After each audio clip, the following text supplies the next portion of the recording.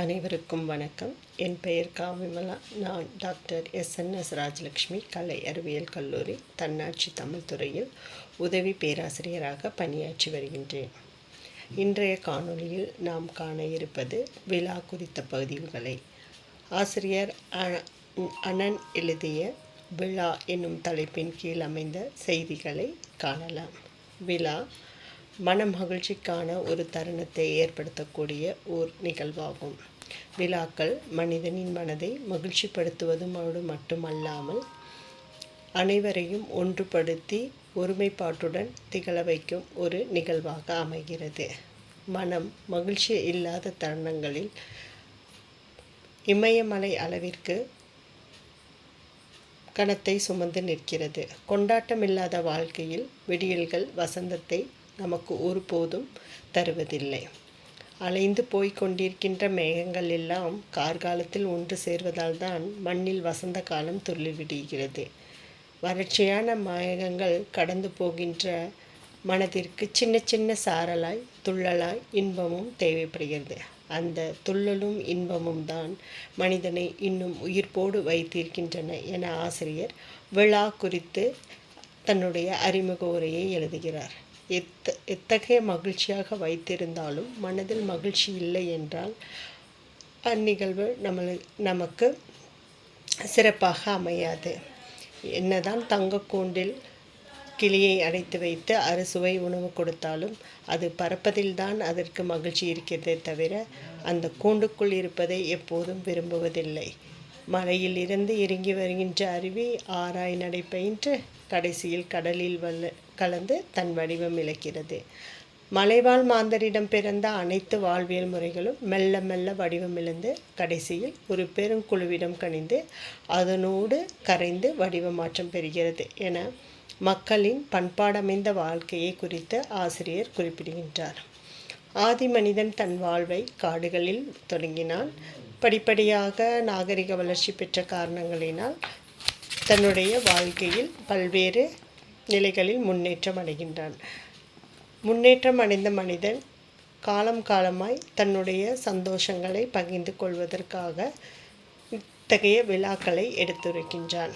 விழாக்கள் இன்று நேற்று எடுக்கப்பட்ட ஒரு அமைப்பு கிடையாது.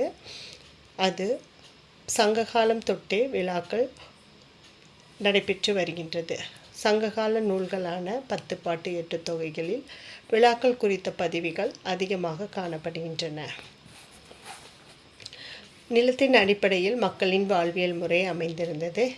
அவ்வகையில் குறிஞ்சி நில கடவுளான முருகப்பெருமானை வழிபடும் மக்கள்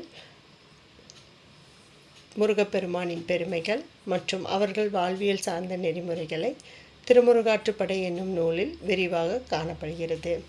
மதுரையில் அமைந்துள்ள திருப்பரங்குன்றத்தில் அருள் வடிவாகி விளங்கும் முருகனுக்கு விழா எடுக்கும் நிகழ்வு நடக்கிறது. வேலனுக்கு விழா என்பதால்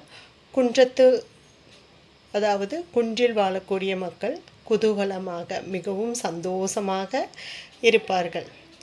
அங்கு கிடைக்கக்கூடிய உணவாகிய தேனை உண்டு மலர்களை தொடுத்து மாலையாக்கி இறைவனுக்கு அணிவித்து குறிஞ்சி நில இசைக்கருவியான பறையை கொட்டி கூத்தாடி மகிழ்கின்றனர்.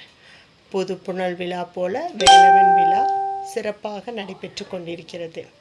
அதுபோலவே பழமுதிர்ச்சோலை மற்றும் சுவாமிமலை முருகன் குடியிருக்கக்கூடிய அத்துணை தலங்களிலும் விழாக்கள் சிறப்பாக நடைபெற்று வருகிறது.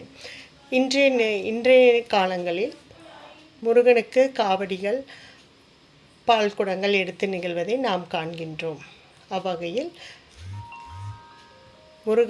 முருகனின் விழாவானது முருகனுக்கு விழா இருக்கும் நிகழ்வானது சங்ககாலம் தொட்டே இருந்து வருகின்ற என்ற செய்தியை திருமுருகாற்றுப்படை வழியாக காணலாம்.